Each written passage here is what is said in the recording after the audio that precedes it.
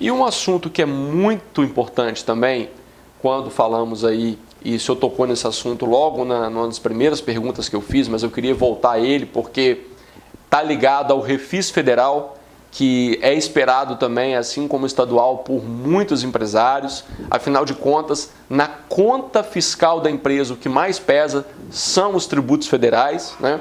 É o PIS, a COFINS, a contribuição social, o imposto de renda, né? Então, esse refis federal é aguardado por muitos. O senhor comentou logo aqui no início do bate-papo que existe uma possibilidade de um refis. Agora, muitas pessoas dizem que o refis não passa antes da reforma tributária, que o governo ele está segurando o refis para aprovar a reforma tributária, para aprovar a legislação que aumenta o PIS/COFINS para 12% e coloca todo mundo no regime não cumulativo, que é o projeto do ministro Paulo Guedes. Sabemos que existe duas emendas constitucionais, a 45 e a 110, mas enquanto, segundo fontes do Congresso, se não passar uma parte, pelo menos, da reforma, que o que se espera é esse aumento de PIS/COFINS, o governo federal não libera o refis. O senhor acredita que o refis está, de fato, ligado a alguma aprovação ou aprovação de parte da reforma tributária? Ou o senhor acredita que não, que o governo está sofrendo uma grande pressão política, social nesse momento e o refis deve vir independentemente de aprovação, pelo menos de parte da reforma tributária? Qual a sua opinião? Vem ou não vem refis federal? Eu acho que o que eu vejo numa movimentação política, dentro da Receita Federal e da Procuradoria da Fazenda, há uma crítica interna muito grande a esses refis genéricos. Esse modelo de refis planificado em que você possibilita, tanto que ele assim é rotulado, para o bom quanto para o mau contribuinte, ou para aquele que tem dificuldade, ou para aquele que não tem dificuldade, dessas, vamos colocar assim, né, dessas diferentes cores do cenário, de serem tratadas da mesma forma. Então, eu conheço e sei que há uma resistência antes de qualquer pandemia lá dentro a respeito desses sucessivos refis. Para o bom empresário, para o bom contribuinte, sempre foi muito difícil ele lidar de forma concorrencial com aquele contribuinte que sempre aguardava o refis para acertar as obrigações. A ideia que tem ali dentro é essa, e isso pesa um pouco nessa aprovação do refis.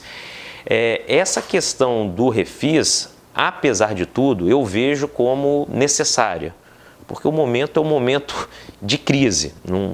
Eu acho que você tem que gerar mecanismos para oxigenar o mercado, mas tem essa barreira. A questão da conjugação, né, do condicionamento com a aprovação da reforma tributária, eu imagino que seja uma estratégia do governo federal para poder abrir mão de um lado e conseguir um sucesso do outro num projeto que eles estão tendo aí desde o início do governo. Eu particularmente sou muito cético em relação às propostas de reforma tributária. Como você bem colocou, Marco, o aumento na carga ele vai incidir diretamente em relação ao setor de comércio e de serviço. Nós estamos falando aí num salto, né, do PIS e da COFINS de 3,65% para 12%. Então, assim, o setor de comércio e serviço, e conforme dito, é o setor que mais emprega, ele vai ter um aumento aí de 300% da carga tributária em termos de tributos federais.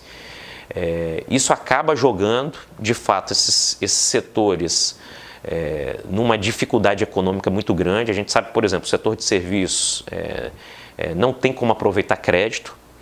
É muito difícil do setor de serviços aproveitar crédito. Você hoje que tem o seu escritório, para você transformar crédito, você vai ter que acabar mandando o funcionário embora. Você vai acabar pejotizando para ter que pagá-lo como um terceiro, um prestador de serviço. Olha que coisa ruim. Você acaba diminuindo o trabalho formal. Essa reforma ela acaba atendendo muito um setor da economia que já vem sendo privilegiado por conta do câmbio e tudo mais, que é o setor industrial. que é um setor que consegue se aproveitar aí do que consegue ter um creditamento em relação a insumos, em relação aos produtos que foram utilizados.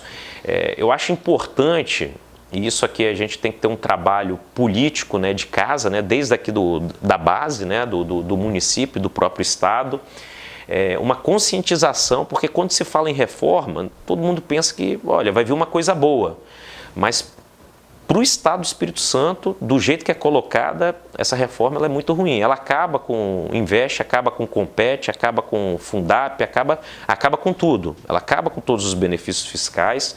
As propostas elas são comuns nesse sentido. Maltratam muito o setor de comércio e de serviço.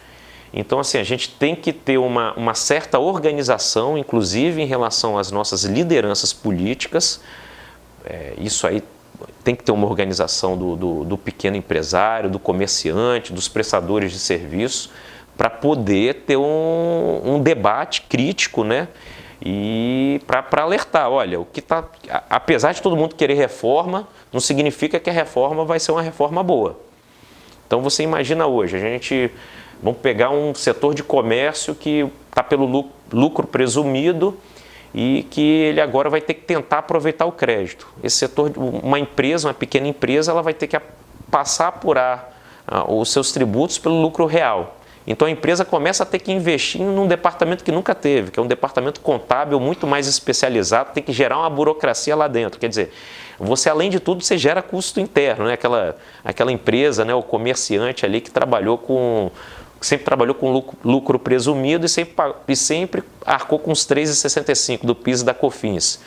Agora, com essas projeções do projeto aí do governo federal e tudo mais, a pessoa vai ter que correr para tentar criar crédito, sob pena dela ter esse aumento despodurado de PIS e COFINS. E é significativo ter a compreensão de uma questão. O governo federal e a PEC 110 e a PEC 45, as três, com algumas alterações, têm o mesmo DNA.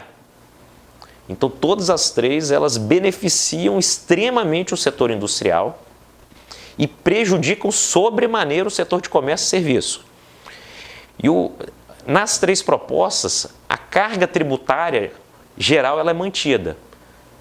Só que o que acontece? Você vai onerar muito mais o setor de serviço e comércio e desonerar o setor industrial. E acaba sendo que o setor exportador, que é eminentemente o setor industrial, ele já vem tendo benefício.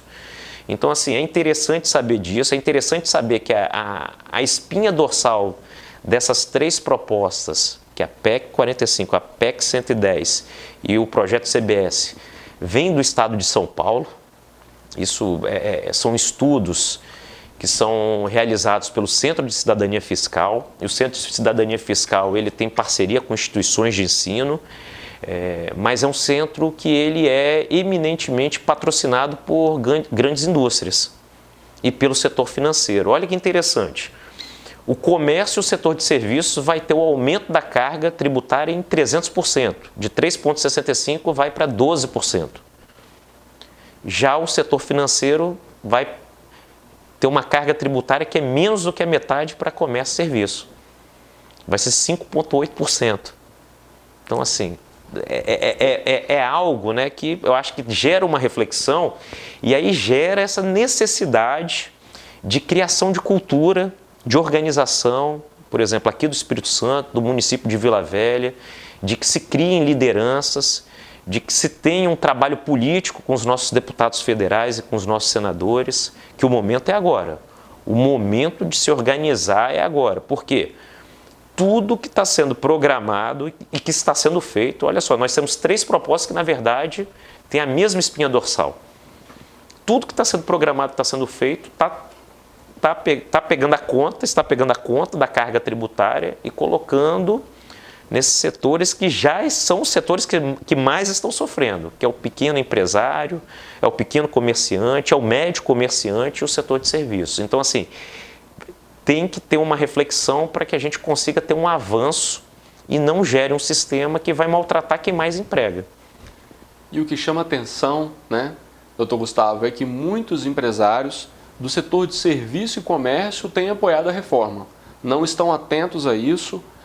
O programa, o marketing que o governo tem feito de simplificação tem agradado, inclusive eu tenho conversado com empresários do setor de comércio e serviço que, não atentos a essa realidade, têm aprovado a reforma e acreditado que a reforma pode ser uma tábua de salvação, pelo menos no que tange a simplificação, porque criticam muito as complicações do sistema e esse diálogo do governo no que tange a simplificação tem realmente encantado alguns empresários do setor de serviço e setor de comércio. E nós sabemos que quando isso começar a vigorar e se realmente essa reforma, um desses projetos, vier a tramitar e passar, nós sabemos que esses empresários que esperam auxílio não serão realmente auxiliados, muito pelo contrário, serão mais impactados.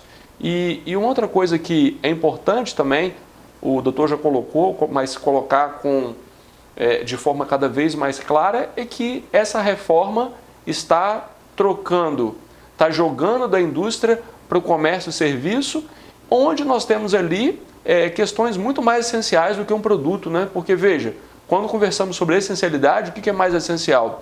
Você trocar o seu celular ou você matricular o seu filho na escola? Perfeito. Você vai encarecer o serviço. E o serviço é muito mais essencial, na maioria dos casos, do que o produto, porque você tem serviço de saúde, serviço de educação, e você vai acabar empobrecendo a população também.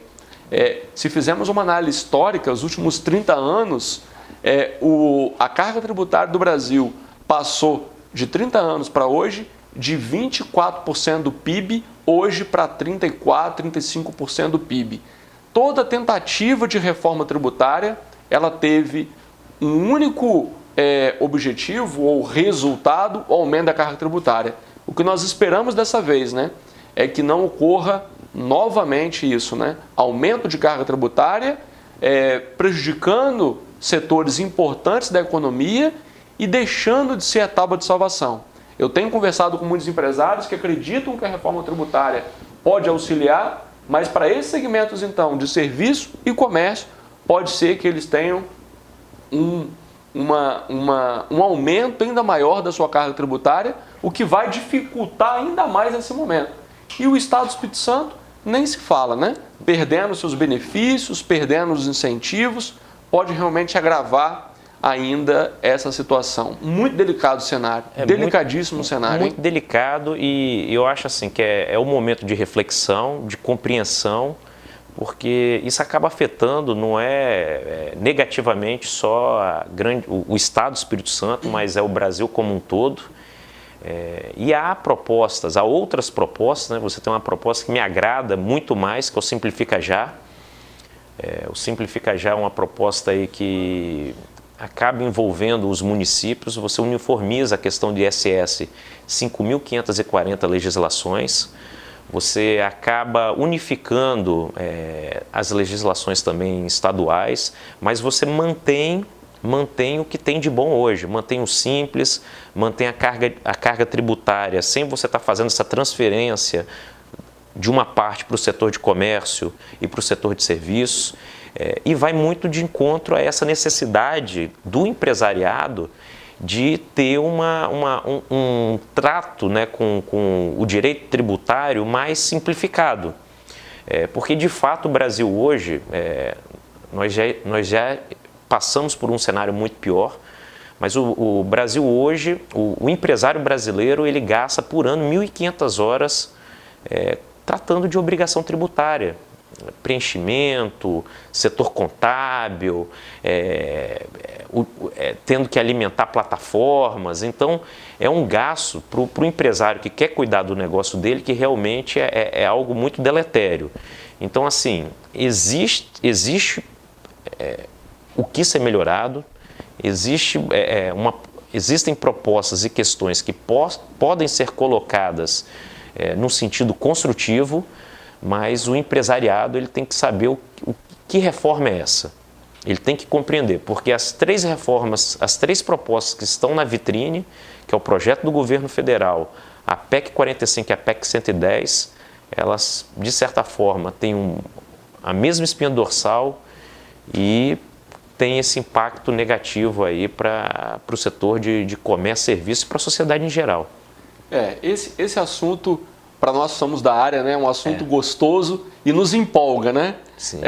Eu queria finalizar com uma pergunta ligada, já que estamos falando aí, acabamos entrando um pouquinho na reforma, porque estávamos conversando sobre as oportunidades para o empresário nesse momento, e aí comentamos sobre a reforma, porque a reforma também se avizinha e alguns empresários acreditam que ela poderia ser, de alguma forma, um auxílio para esse momento tão delicado. Vimos aqui que ela pode auxiliar o setor industrial, mas o setor de serviço, o setor de comércio serão penalizados e o pequeno não vai ter interesse de crescer, né?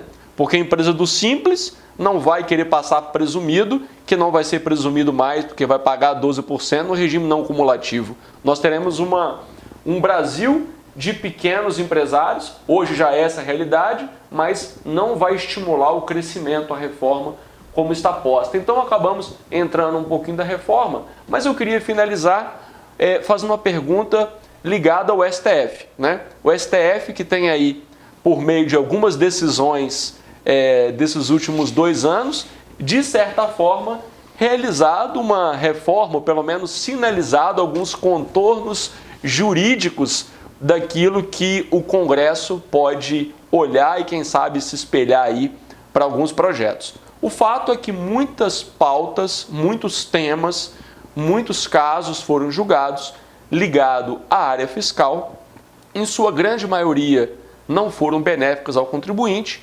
algumas foram, como por exemplo, a exclusão do ICMS da base de cálculo do PIS e COFINS.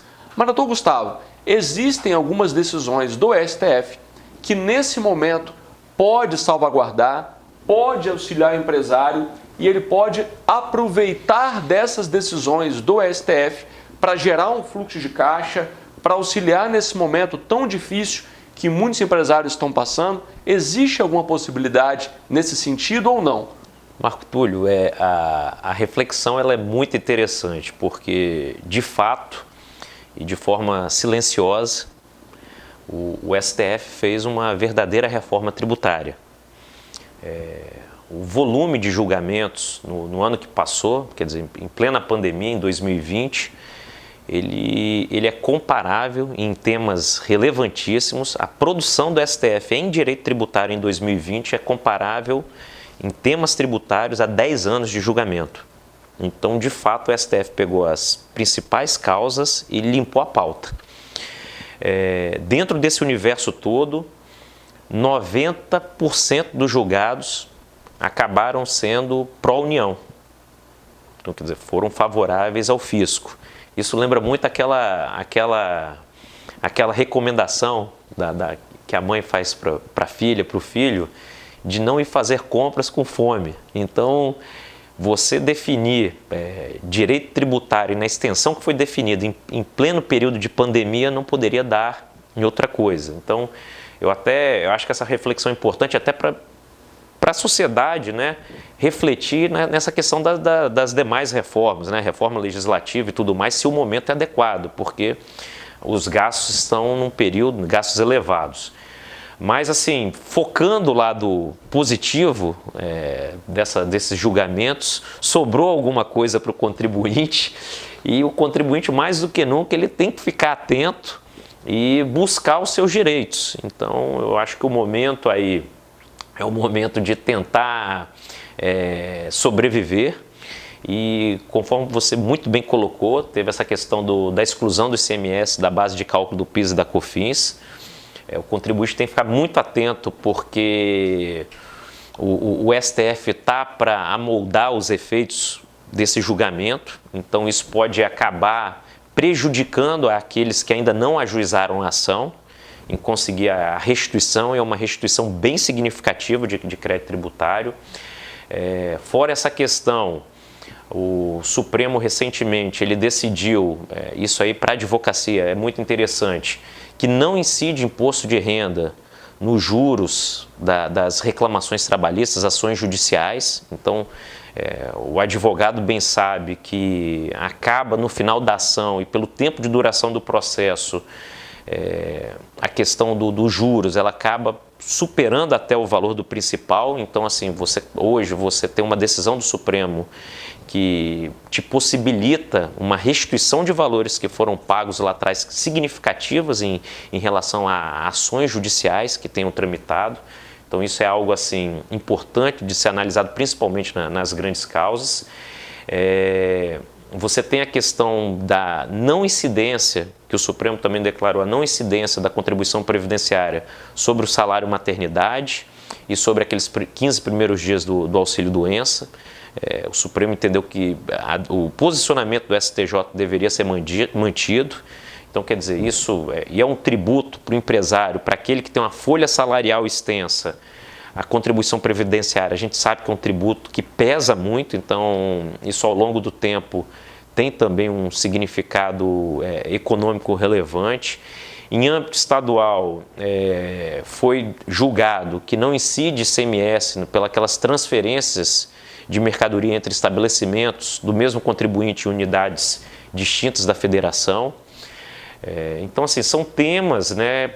Questão de substituição tributária também, em que a operação presumida, se depois a operação praticada, ela foi realizada por um valor menor do que aquele valor operado, o Supremo autorizou de você ter a recuperação do PIS e da COFINS, na questão de substituição tributária.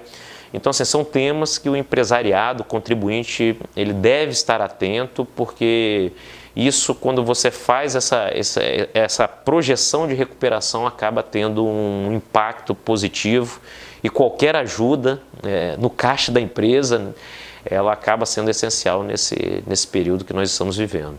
Verdade. Muito importante todos esses pontos. Claro que nós poderíamos conversar sobre horas sobre cada um deles, sim, né? Mas pelo menos nós pontilhamos aí, pontuamos rapidamente. E tem um também emblemático agora, que o mais recente, concernente à exclusão do crédito presumido, né? ICMS. Do ICMS presumido. Isso também pode representar para alguns setores uma boa recuperação também. Com certeza. O empresário deve ficar atento, porque esses julgados do STF, alguns podem sofrer modulação. E isso significa, em muitos casos, a impossibilidade de restituição dos últimos 5 anos.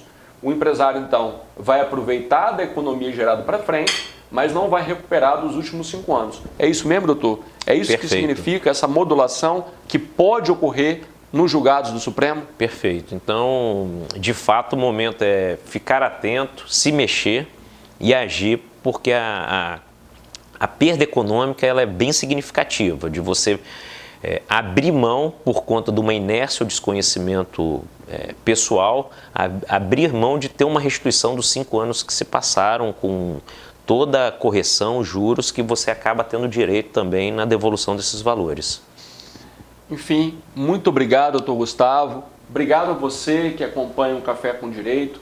Então, hoje conversamos aí sobre os problemas, sim, ligados à Covid, mas também algumas oportunidades para você empresário, você gestor, você contador, advogado, você que de alguma forma está em contato com o setor produtivo, com aqueles que precisam de auxílio nesse momento.